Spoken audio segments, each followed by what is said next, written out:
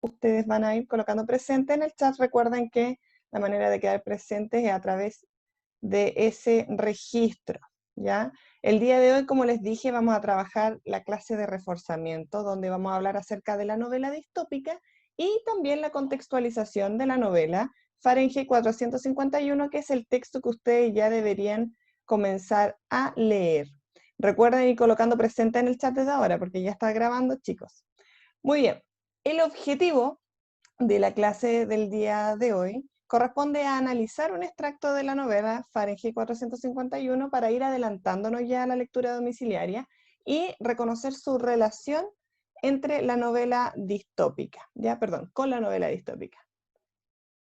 Vamos avanzando entonces. Tenemos que recordar, antes de comenzar a leer, que cuando nosotros nos acercamos a un texto, lo primero que hacemos es una comprensión superficial, ¿cierto? Nosotros leemos de manera superficial el texto y tratamos de comprender qué es lo que dice, ¿ya? ¿Qué es lo que se entiende de la historia? ¿De qué se trata la historia?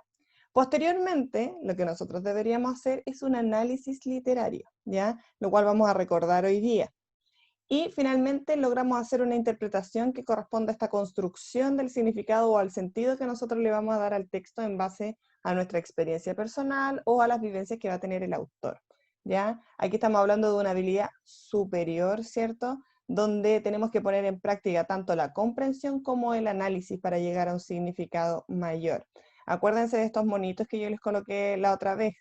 Ya el monito desarmado, ¿cierto? Es cuando yo reviso parte por parte el elemento, por lo tanto estoy analizando.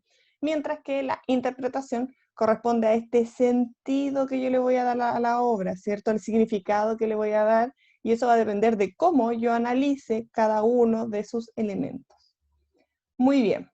Para comenzar, tenemos que volver a este cuadrito que hablaba del análisis. ¿Qué es analizar? Y para eso le voy a preguntar a la Consuelo Pizarro. Consuelo. Consuelo Pizarro, ¿estás ahí? Hola, mi. Hola, Consu. ¿Se puso presente en el chat, Consuelo, ya?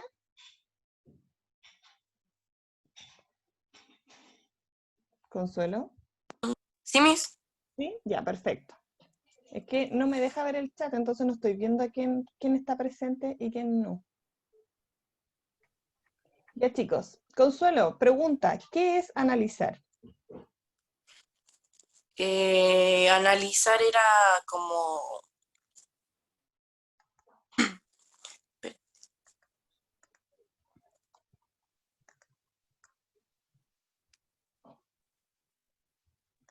¿Se acuerda? Esto lo vimos en clase. Era como ver de qué, deducir de qué se trata algo, Ujú. por ejemplo. Ya, deducir de qué se trata algo, eso es como más cercano a la interpretación.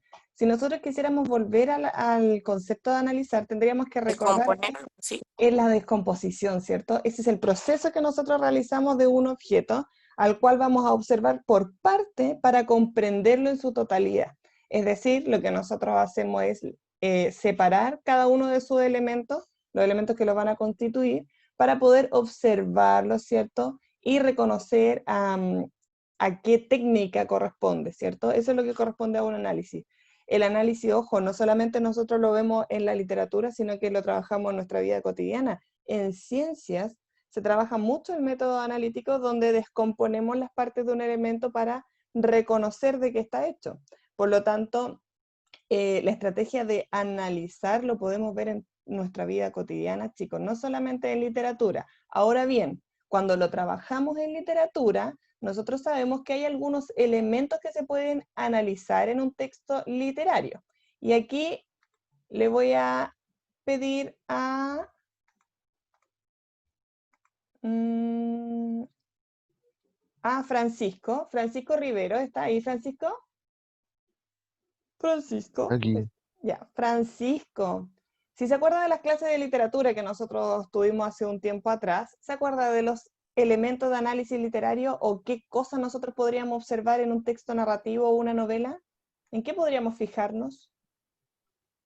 eh, el narrador, ¿no? Ya, muy bien. Uno de esos elementos es el narrador, ¿cierto? La persona que cuenta la historia. ¿Qué más? ¿Se Sí, acuerda de algo más? em, el ambiente de la historia. El ambiente, cierto espacio también.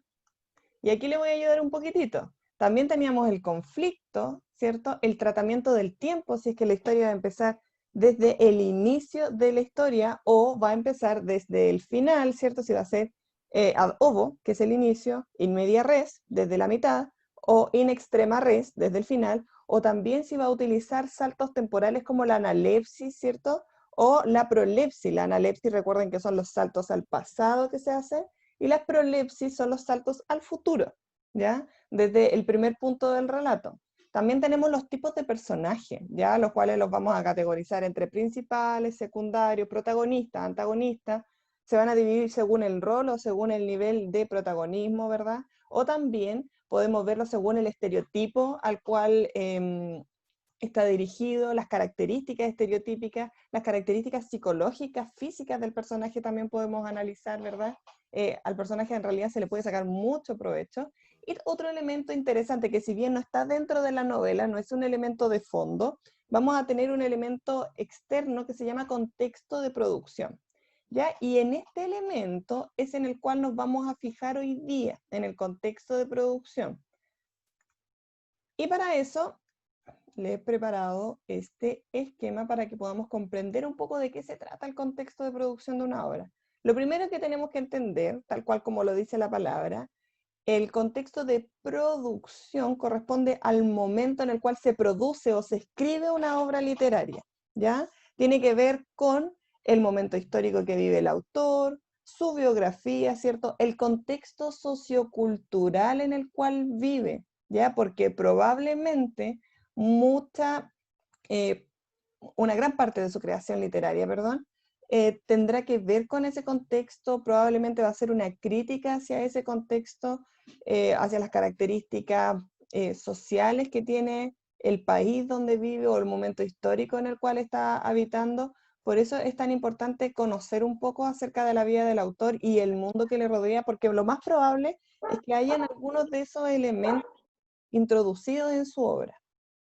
Y también, por supuesto, está la corriente literaria que va a seguir el autor. Sabemos que existen distintas corrientes literarias, nosotros hemos trabajado con el género en particular de la novela policial, pero así como también está la novela policial, existen otras corrientes que tienen que ver con el surrealismo, con el realismo, con la novela distópica, que es lo que vamos a ver hoy día, que tiene que ver con la corriente futurista.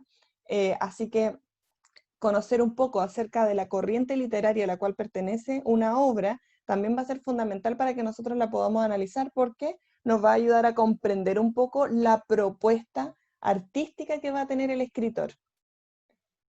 Y dicho eso, queridos, hablemos de Fahrenheit. Fahrenheit 451.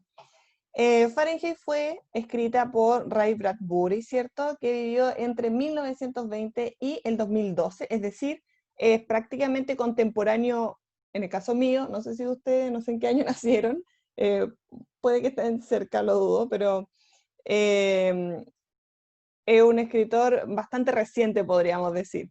Dentro de su biografía, datos interesantes corresponden a su nacionalidad, ¿cierto? Tenemos que es un escritor estadounidense que desarrolló mucho el género fantástico, el de terror y el de la ciencia ficción.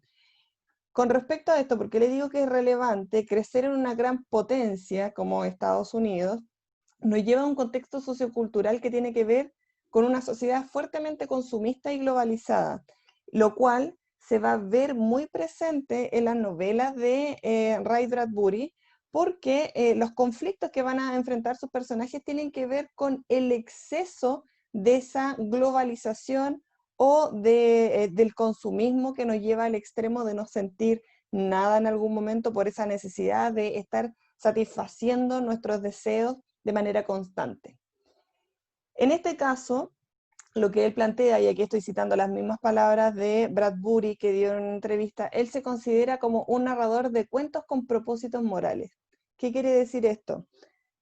Nos vamos a encontrar en sus historias, o acá particularmente, con conflictos morales que van a tener los personajes, que tienen que ver como con las reglas que ellos van a tener sobre el bien y el mal. va a estar un poco confuso ese límite sobre lo que se debe hacer dentro de la sociedad y lo que no, y el conflicto que va a generar en sus personajes.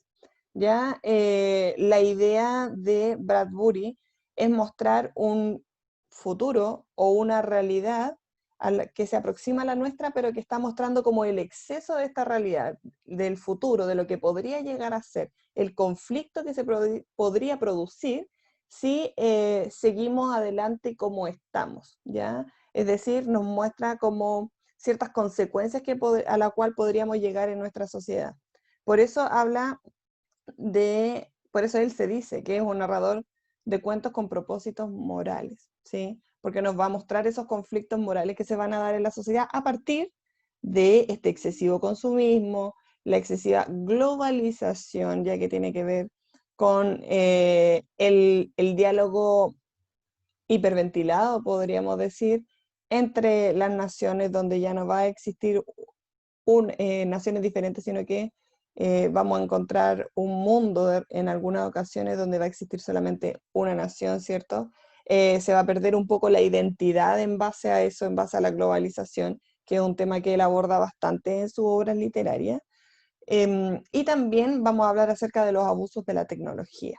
¿Ya? Eso es como uno de los elementos bastante fundamentales que se ve en la obra de Bradbury.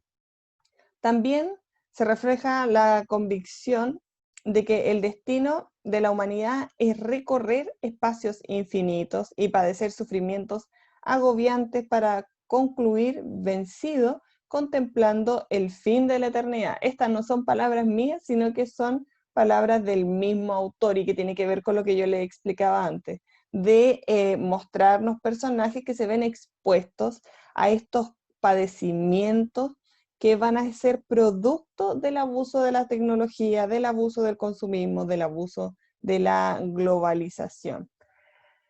Principalmente, entonces podemos decir que Ray Bradbury es conocido por su obra Crónica Marciana, que él escribió en 1950, y la novela que van a leer ustedes, que es una novela distópica que corresponde a la corriente futurista, que es Fahrenheit 451, ¿ya? Que fue escrita en 1953.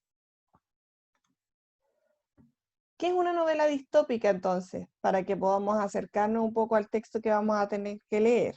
La novela distópica corresponde o nos presenta una hipotética sociedad futura. ¿Ya? Como yo le explicaba antes, la idea es mostrar un poco qué es lo que podría pasar con nuestra sociedad si sigue avanzando de la manera que lo está haciendo, es decir, con abuso de la tecnología, abuso de las redes sociales. Bueno, esto lo van a ver muy, muy presente en la novela, chiquillos, el uso de las redes sociales, cómo se controla a la sociedad a partir de las redes, porque los gobiernos comienzan a incorporarla dentro de sus programas de gobierno, cosa que no está muy alejado de nuestra realidad. Si ustedes se fijan, cada vez es más habitual que para realizar las campañas de gobierno, campañas publicitarias que tienen que ver con tomar medidas a nivel social, se utilizan mucho las redes sociales para facilitarle justamente a las personas el acceso a la información. El problema está aquí en cuando se manipula ese tipo de medios para poder controlar a la sociedad, y eso es lo que se va a ver mucho en estas novelas. Lo que muestra finalmente la novela distópica es un mundo como de pesadilla, ¿ya? Un mundo futuro, pero que habla del exceso en el cual vive esta sociedad. Se muestra también el concepto de deshumanización, cómo a partir del uso de la tecnología nosotros vamos a ir perdiendo ciertas características que son propias de la humanidad, que tienen que ver con la comprensión de los problemas sociales que se van a ir dando, porque básicamente vamos a vivir en un mundo donde todo se da de manera demasiado fácil, ¿cierto? Lo cual nos impide comprender situaciones que son mucho más complejas para algunos personajes.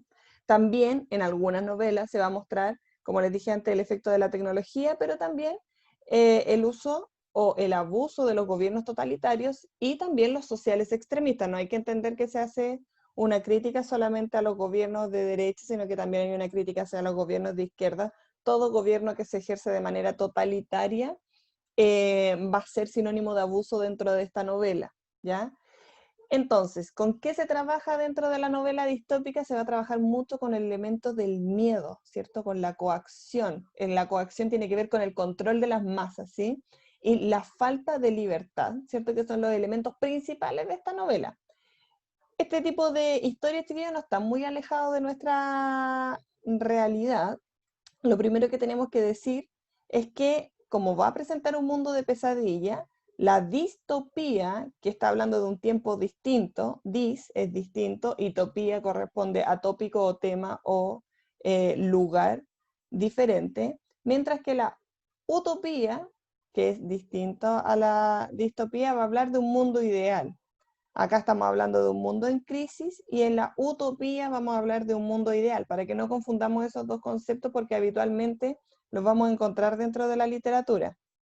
Entre las novelas distópicas más conocidas tenemos, voy a correr aquí, El dador de recuerdo, ya donde se habla mucho de los gobiernos sociales extremistas. A mí esta es una novela que me gusta bastante de Lewis, porque tiene que ver justamente con cómo se puede ver la sociedad si todos fuésemos iguales, ¿ya?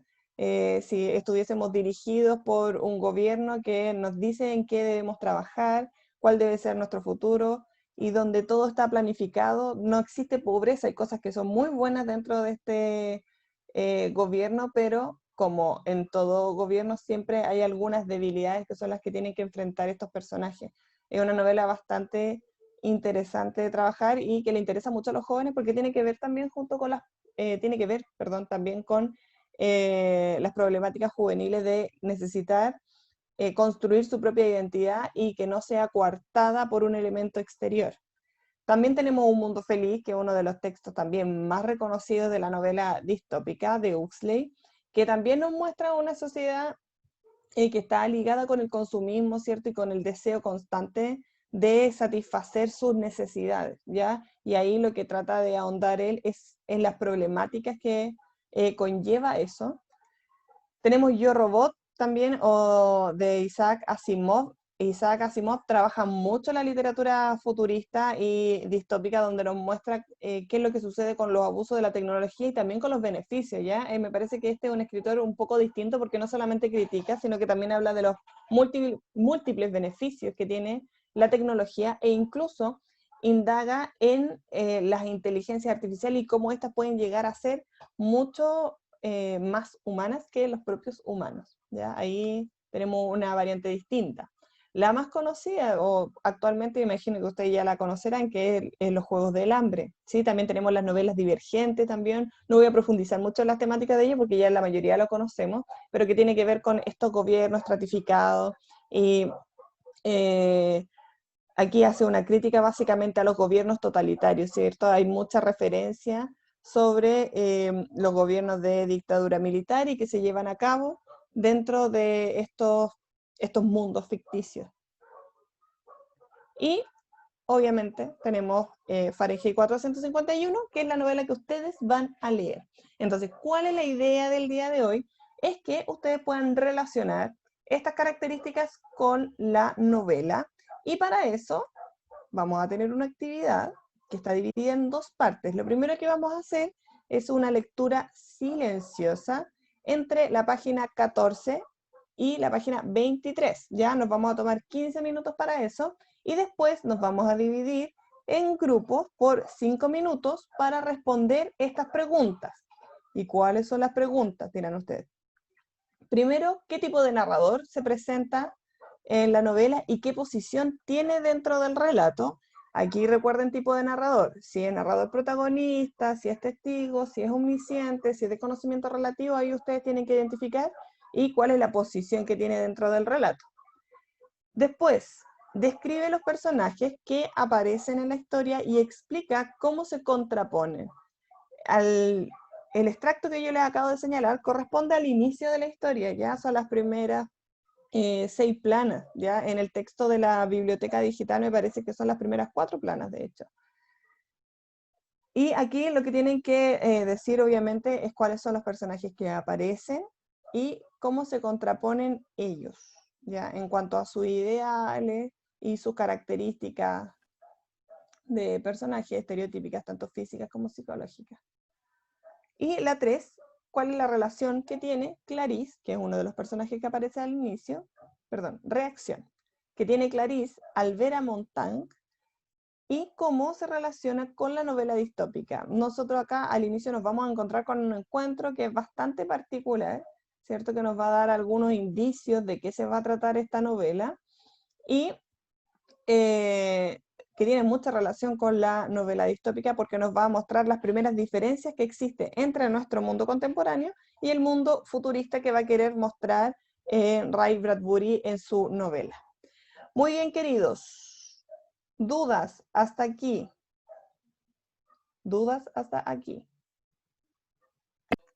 Muy bien, queridos. ¿Qué vamos a hacer ahora? Ahora que ustedes ya se juntaron con su grupo, hicieron su lectura silenciosa, vamos a hacer la revisión de esta actividad y yo les pedí antes que escogieran a un representante de cada grupo para ir respondiendo. Y vamos a partir con el grupo número 1, que estaba Renato Chodil, Ruelas también y Marín. ¿Quién es su representante, chiquillos? ¿Quién es su representante? Yo, Miss. Muy bien, Sebastián, excelente. Sebastián, solamente la primera parte de la pregunta 1 va a responder usted. ¿Qué tipo de narrador ¿Ya? encontramos presente en este relato, Seba? Omnisciente encontramos nosotros. Muy bien, perfecto. El equipo 2, que está compuesto por Ríos, Pizarro, Sánchez, Manríquez y González. ¿Quién es su representante?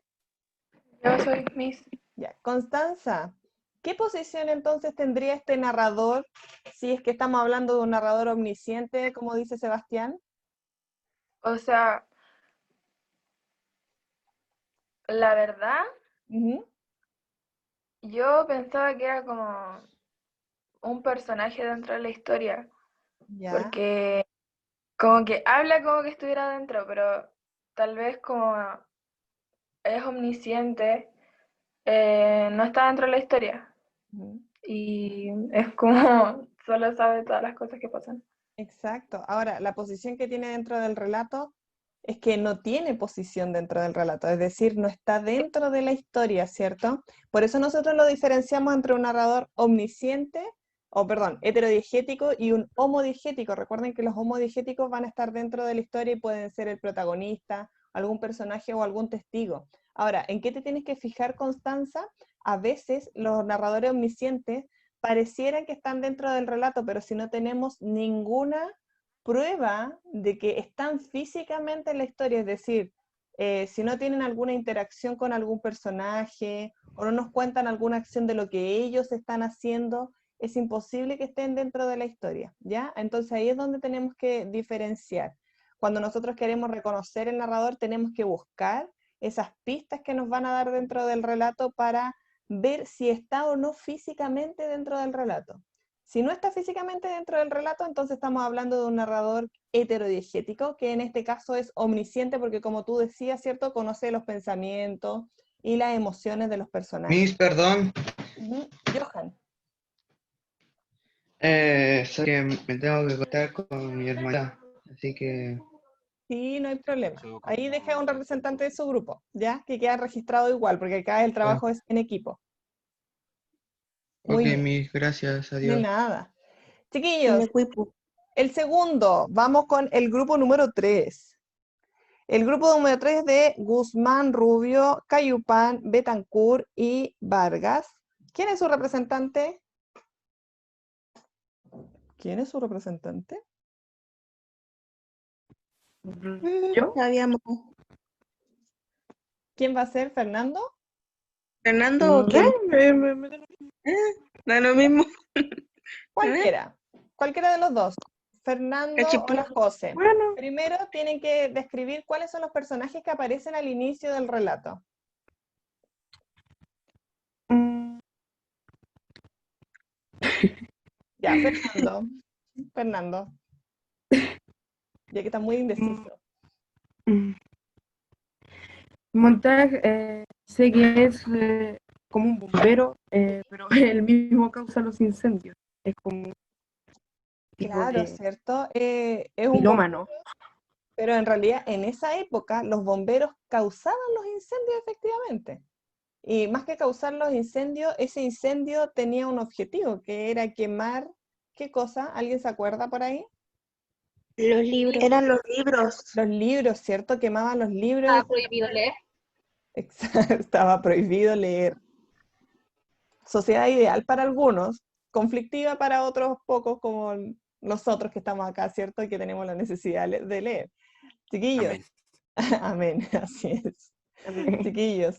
En el caso de este personaje tenemos a Montand, ¿cierto? Que es este bombero, que va a ser bastante peculiar porque a diferencia de esta época, provoca los incendios o quema libros porque hay una ley, ¿cierto? Que prohíbe leer, por lo tanto, su trabajo tenía que ver con cuidar la felicidad de la gente, porque se creía que los libros en muchas ocasiones causaban conflictos emocionales o más preocupaciones, o generaban más preocupaciones en los sujetos de los que debían tener, ¿ya? Recuerden que estamos hablando de una sociedad futurista, donde el exceso de las redes sociales, ¿cierto? Y estos gobiernos autoritarios van a hacer o van a tratar de imponer algunas normas a la sociedad, y entre ellas era justamente no tener preocupaciones, estar lo más feliz posible, que de manera superficial suena súper bien, pero si nos vamos al detalle de cómo mantener esa felicidad es donde entramos en conflicto. Tenemos este personaje entonces, ¿y quién más? Josefina, perdón. Josefina, ¿qué otro personaje había al inicio? Estaba Clarice McClare, Ya, muy creo que bien. así se pronuncia, la Sí. chica de 17 años que Perfecto. siempre se escondía atrás de la esquina a la que iba Montand. Exacto, como Siempre se que, escondía a la vuelta y cuando él la veía o intentaba verla, ella no sé, se fumaba. exacto, sí. Llega un momento así en el cual tienen una conversación, ¿cierto? Y aquí es donde nos va a ayudar el siguiente grupo. Tenemos acá. Grupo número 4 de Pizarro, Aguilera, Contreras, Inostroza y Paredes. ¿Quién es su representante? Yo mismo. El Tomás. Tomás, Sí. ¿cómo se contraponían estos dos personajes? ¿Por qué eran distintos, además, obviamente, de su edad? O sea, ¿Pueden mencionar ustedes? Ujú. nos complicó en esa. Por la parte Ya, de contraponen, pero tenemos los nombres. ya. Que eran los de Montaigne, ¿cierto? Y Clarice, ¿cierto? Les voy a ayudar Sí. un poco a encontrar esta respuesta, Tomás. La idea era que ustedes pensaran en cómo se contraponen estos sujetos psicológicamente. En una primera instancia podemos definir a Montaigne, ¿cierto? Como una persona que está absolutamente convencida de lo que está haciendo, de las leyes, en una primera instancia de la historia, que es este inicio. Sin embargo, Clarice, que es un personaje mucho más inocente, de hecho lo representa una niña, ¿qué visión tiene acerca de ese trabajo? ¿Buena, mala? ¿Qué creen ustedes? El grupo de Tomás aquí le puede ayudar.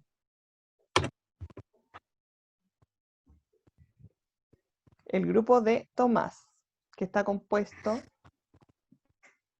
por Contreras, Aguilera, Pizarro e Inostroza. ¿Cómo se contraponen esos dos personajes? Según lo que acabamos de decir. ¿Qué creen ustedes? Pueden hablar, ¿ah? Sin problema. ¿Algún otro grupo que le quiera ayudar? ¿Cuál es su teoría? No se peleen. Yo Sí, creo que yo, ¿Quién dijo yo? la ¿Quién dijo yo? Clarice, Elena Aguilera, Ya, Elena, vamos.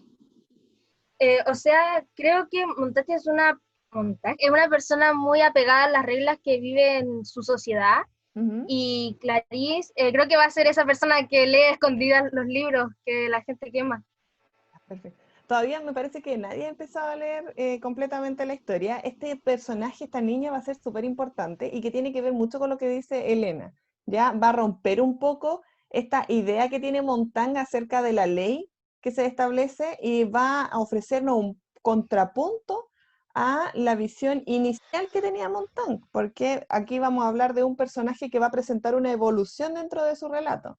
Así que es muy importante que ustedes se fijen en ese cambio que tiene y cuál es el impacto que tiene el personaje esta niña, porque y va a ser un personaje muy, muy importante dentro del relato, para el cambio de mentalidad que va a tener nuestro personaje, ¿ya? Ahí va a ser fundamental el análisis que puedan hacer. Y aquí les pido que sean súper incisivos porque aquí van como algunos datos, ¿cierto?, que podrían aparecer en el control de lectura. Así que la gente que está participando en la clase, súper bien. Vamos en el grupo número 5, que está compuesto por Salina, Aguilera, Irarrázaval, Gallardo y Morales. Me va a ayudar a contestar la primera parte de la pregunta, número 3. ¿Cuál es la relación que tiene Clarice? Perdón, reacción, me da por decir relación. Reacción que tiene Clarice al ver a Montague. Este es el grupo número 5. ¿Quién va a hablar? Yo, Miss Elena Aguilera. Ya, Elena, cuénteme entonces. La reacción que tuvo Clarice fue como de intriga y curiosidad, y también de impresión al ver al bombero, porque era bombero. No es un personaje que lo juzga inmediatamente por su trabajo, ¿cierto? Sino que, O más sea, que nada, primero empezó con preguntas, preguntándole si era feliz, cuánto tiempo llevaba como bombero. exacto, tiene curiosidad por saber de su trabajo, y obviamente la familia de Clarice, que ustedes se van a dar cuenta, tiene como una corriente ideológica bastante clara, va a hacer también que esta niña tenga una observación de la vida muy distinta, y eso es lo que va a tratar de impregnar también en este personaje en Montague. Entonces, aquí al último grupo le voy a preguntar, al grupo de Bravo, Valentín. Ah, la Karina y la Valentina están juntas en el mismo grupo. De veras que ocupan el mismo computador. Y Sandoval. ¿Quién va a ser su representante para que nos diga cómo esta novela entonces se relaciona con la novela distópica? Yo, Miss. Ya, Florencia, súper. ¿Cómo se relaciona con la novela distópica, Florencia? Miss, ¿lo puede repetir? Es que se quedó pegada. Eso. Me quedé pegada. ¿Cómo se relaciona entonces la novela distópica con esta novela, con esta historia? ¿Se acuerdan lo que era la novela distópica, cierto? Sí, algo. Ya, nosotros pusimos que se relacionaba porque la realidad nosotros no le tenemos miedo a los bomberos. Ya tenemos ahí, ¿cierto?, como un contrapunto, ¿verdad? El primer contrapunto son estos bomberos que incendian, queman cosas, mientras que nosotros en la actualidad no los vemos como sujetos distantes.